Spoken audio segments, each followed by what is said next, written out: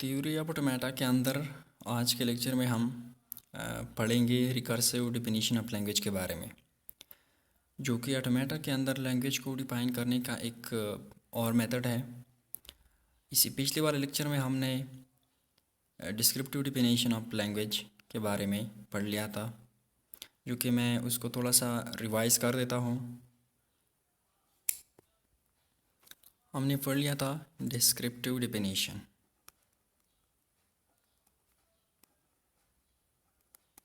Descriptive definition of language. Descriptive definition में हमने simply क्या है कहा था कि it's simply describe the condition which is imposed on language. उसका सिंटैक्स कुछ ऐसा था कि हम लैंग्वेज के नाम रखेंगे। लैंग्वेज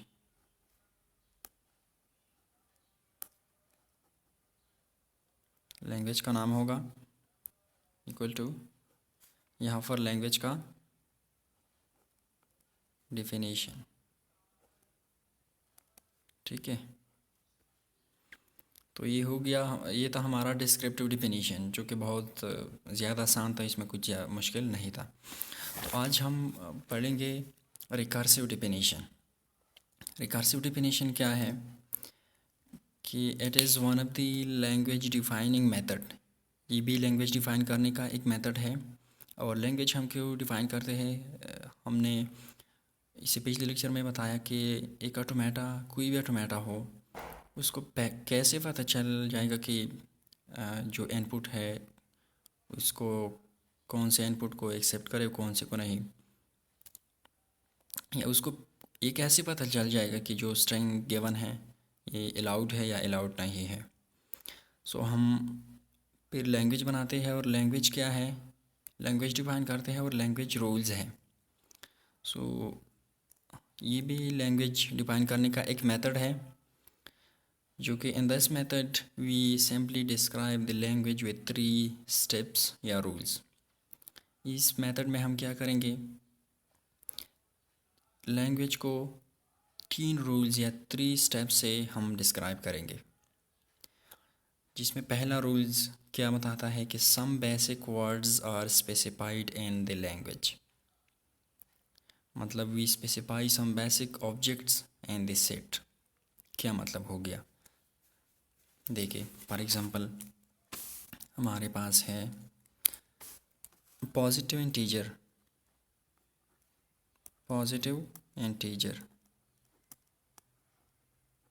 ठीक है, पॉजिटिव इंटीजर क्या है, 2, 4, 6, 8, 10 etc। ठीक है, तो पहले स्टेप्स या पहले रूल्स का मतलब क्या होता है, some basic words are specified in the language. कि लेट्स सपोज ये हमारे पास एक लैंग्वेज है, इसमें बेसिक वर्ड स्पेसिफाई होगा। तो यहाँ पर हमारा बेसिक वर्ड्स क्या है, 2। ये हमारा बेसिक वर्ड है, बेसिक वर्ड या बेसिक ऑब्जेक्ट स्पेसिफाइड ये है 2। पहला रूल ये हो गया। दूसरा रूल क्या है, rules for constructing more words are defined in the language. We gave a finite number of rules for constructing more object in the set from ones we know already know। मतलब क्या हो गया कि basic object, ये rule number 1 हो गया। Basic object तो हमने स्पेसिफाई किया, अब बाकी जो नंबर बनेंगे, बाकी जो स्ट्रिंग्स बनेंगे, ये हम इससे बनाएंगे जो बेसिक वर्ड है।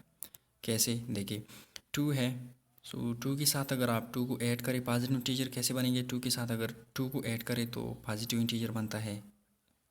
अब सॉरी, पॉजिटिव इंटीजर नहीं, पॉजिटिव इवन नंबर। ओके, तो 2 के साथ अगर आप 2 को ऐड करें तो पॉजिटिव इवन बनता है। फिर इसके साथ अगर आप 2 को ऐड करें तो पॉजिटिव इवन बन जाएगा। इसके साथ अगर आप 2 को ऐड करें तो पॉजिटिव इवन बन जाएगा। ये स्टेप 2 हमारा कह रहा है कि हम जो पहले बेसिक वर्ड्स से के जो बाकी ऑब्जेक्ट्स हैं या लेटर्स हैं, हम ये इससे मतलब अंदाज़ा लगा सकते हैं कि किस तरह बन जाएंगे। और रूल नंबर 3 क्या है, रूल नंबर 3 यहाँ पे कहते हैं कि no string except those constructed in above are allowed to be in the language. इस दो रूल्स के अलावा कोई भी स्ट्रिंग अलाउड यहाँ पे नहीं होगा। एग्जांपल से आपका आइडिया क्लियर हो जाएगा। देखिए एग्जांपल क्या है, define recursive definition of language for integer. हम इंटीजर के लिए अब रिकर्सिव डिफिनीशन को डिफ़ाइन करते हैं। तो स्टेप 1 में हमने क्या कहा था, या रूल नंबर 1 में, कि सम बेसिक वर्ड्स या some basic object are specified. So integer में हमारे पास बेसिक वर्ड क्या है या बेसिक ऑब्जेक्ट क्या है, 1, कि 1 इज़ एन इंटीजर, कि एक इंटीजर है। अब स्टेप 2 में हम क्या करेंगे, स्टेप 2 में हमने कहा था rule for constructing more words are define in the language, कि बाकी जो वर्ड्स बनेंगे, बाकी जो स्ट्रिंग बनेंगे, ये पहले से हम अंदाज़ा लगा सकते हैं।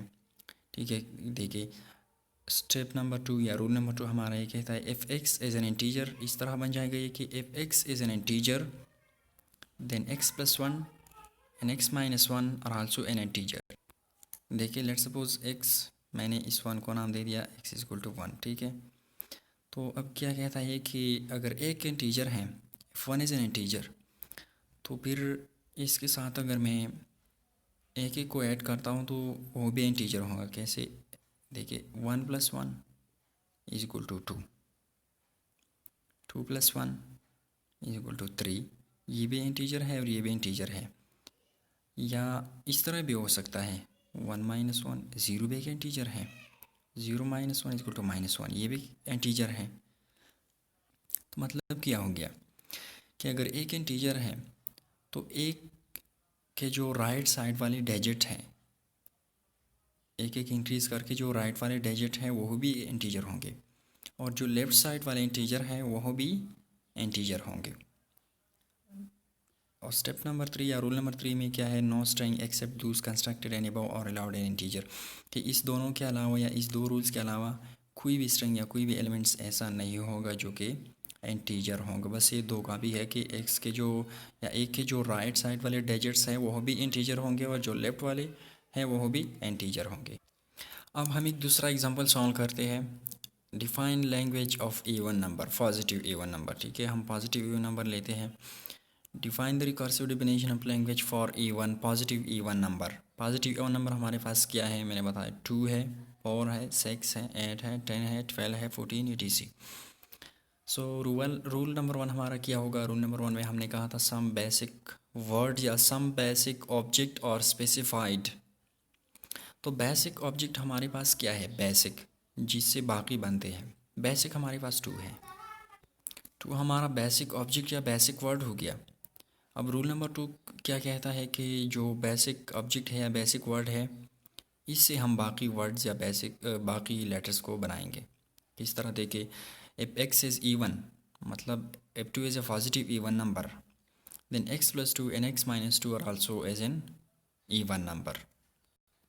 या हम लेट सपोज पॉजिटिव की बात नहीं करते, इसमें -2 -4 भी आ सकता है, -2 -4 -6, तो फिर ये कंडीशन ठीक होगा, x plus 2 and x minus 2, कि अगर 2 इवन नंबर है तो 2 के साथ बाकी जो लेटर्स हम बनाएंगे इस तरह बनेंगे कि 2 के साथ 2 को ऐड करें तो ये भी इवन नंबर होगा।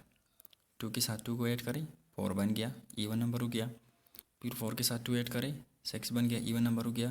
फिर इसके साथ 2 8, फिर और x माइनस 2, तो वही बात हो गई कि जो राइट वाले डिजिट्स हैं वो भी इवन होंगे बट +2। ठीक है, इंटीजर में हमने कहा था x प्लस 1 और इवन नंबर में हम कहेंगे +2, और जो लेफ़्ट वाले डिजिट है बट -2 वो भी इवन होंगे। लेफ़्ट वाले कैसे, 2 - 2 इक्वल टू 0, 0 भी 2 - 2 इक्वल टू 0, ये हो गया। 0 - 2 इक्वल टू -2, -2 - 2 इक्वल टू -4, ये भी इवन नंबर है। तो ये हमारा दूसरा कंडीशन हो गया। तीसरा रूल क्या कहता है, no string except thus constructed and above are allowed to be even number, कि जो दो रूल्स है अबव, इसके अलावा कोई भी एलिमेंट यहाँ पर नहीं आ सकता कि वो इवन नंबर बन जाए। बस ये कंडीशन अप्लाई हो गया, इसके बाद कोई एलिमेंट इवन नंबर में नहीं आ सकता। तो ये 3 स्टेप्स हैं, 3 रूल्स हैं, ये तीनों बार बार रिपीट होता जा रहा है, तो इसलिए इसको कहते हैं रिकर्सिव डेफिनेशन। अभी कवर एग्जांपल हम सॉल्व करेंगे पैलिंड्रोम के लिए।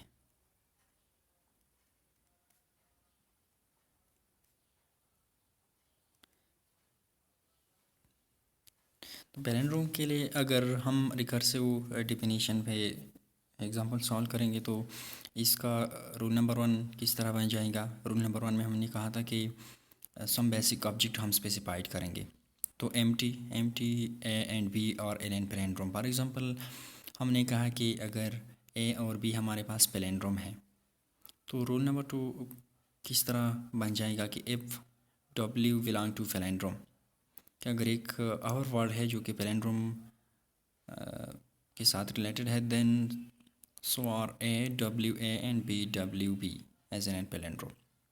मतलब क्या हो गया कि अगर ए भी पैलिंड्रोम है तो अगर इसके बीच में कोई भी वर्ड आ जाएगा तो वो इस तरह आ जाएगा, ए वो हो दूसरा वर्ड और फिर ए, बी वॉन्ट बी, तो इस तरह आ जाएगा। और rule number 3 no other string यानी palindrome only set can be produce by rule number 1 and rule number 2, कि अगर रूल नंबर 1 और रूल नंबर 2 के अलावा इसके दरमियान कोई भी एलिमेंट पैलिंड्रोम में नहीं आ सकता। अभी कवर एग्जांपल को हम सॉल्व करेंगे रिकर्सिव डेफिनेशन पे। देखिए एग्जांपल क्या है, language of strings beginning and ending in same letter, कि ऐसा लैंग्वेज के जिसका स्टार्ट भी सेम लेटर से हो और एंडिंग भी सेम लेटर से, और ए बी, मतलब इस लैंग्वेज में सिर्फ 2 अल्फ़ाबेट होंगे, 2 लेटर्स होंगे ए बी। और क्या हो इस लैंग्वेज, ये लैंग्वेज कैसे बन जाएगा कि इसका स्टार्ट भी सेम लेटर से हो और एंडिंग भी या तो ए से हो या बी से। देखिए इस तरह एम्प्टी हो गया, ए स्टार्ट भी ए से और एंड भी ए से, इसका स्टार्ट भी ए से और इसका एंड भी ए से है, इसका स्टार्ट बी से और एंड भी बी से है, बी बी ए, इस तरह बहुत सारे बन सकते हैं। तो ये हम रिकर्सिव डेफिनेशन से कैसे सॉल्व करेंगे। रूल नंबर 1 हमारा क्या था, बेसिक वर्ड को हम स्पेसिफाई करेंगे या बेसिक वर्ड्स को, बेसिक ऑब्जेक्ट को हम स्पेसिफाई करेंगे। बेसिक ऑब्जेक्ट हमारे पास क्या होगा कि let's suppose a and v are in language, ए और बी दोनों इस लैंग्वेज में है, तो रूल नंबर 2 किस तरह बन जाएगा कि ए एस ए, मतलब पहला ए होगा, फिर जो भी स्ट्रिंग होगा दरमियान में जो भी आ सकता है, फिर ए होगा, मतलब स्टार्ट भी ऐसी हो गया और एंड भी ऐसी हो गया, दरमियान में बी कितनी भी आ सकता है या और स्ट्रिंग कितनी भी आ सकता है, जिस तरह ये है ए हो गया स्टार्ट में, फिर एस, इसका मतलब ये तमाम स्ट्रिंग बी बी ए 3 स्ट्रिंग हो गई दरमियान में कितनी भी स्ट्रिंग आ सकते हैं लेकिन आखिर में ए होगा, तो ये हो गया एंड बी एस बी। और अगर आप बी से हम स्टार्ट करेंगे और बी से एंड करेंगे तो पहले बी आ गया, फिर दरमियान में बाकी स्ट्रिंग देखिए ये, और आखिर में भी बी से एंड हो गया। तो as are also and language where s belong to Kleene star, मतलब एम्प्टी स्ट्रिंग भी अलाउड हो सकता है यहाँ पर। तो ये हमारा रूल नंबर 2 हो गया। और रूल नंबर 3 वही सेम कि इसके अलावा कोई भी एलिमेंट ऐसा नहीं होगा जो इसमें अलाउड हो जाए, ठीक है। तो ये हो गया कुछ basic example of recursive definition. तो उम्मीद करता हूँ आपको रिकर्सिव डेफिनेशन का जो मेथड है वो समझ में आया होगा। सिर्फ इसमें 3 स्टेप्स हैं, 3 रूल्स हैं कि बेसिक ऑब्जेक्ट को हम स्पेसिफाइड करेंगे, बेसिक वर्ड्स को, और इस स्टेप नंबर 2 क्या है कि बाकी जितनी भी स्ट्रिंग बनेंगे, बाकी जितनी भी वर्ड्स बनेंगे उस बेसिक ऑब्जेक्ट से हम बना सकते हैं। स्टेप नंबर 3 क्या होगा कि इस दोनों रूल्स के अलावा कोई भी एलिमेंट इसके दरमियान नहीं आ सकता। So thank you and yes.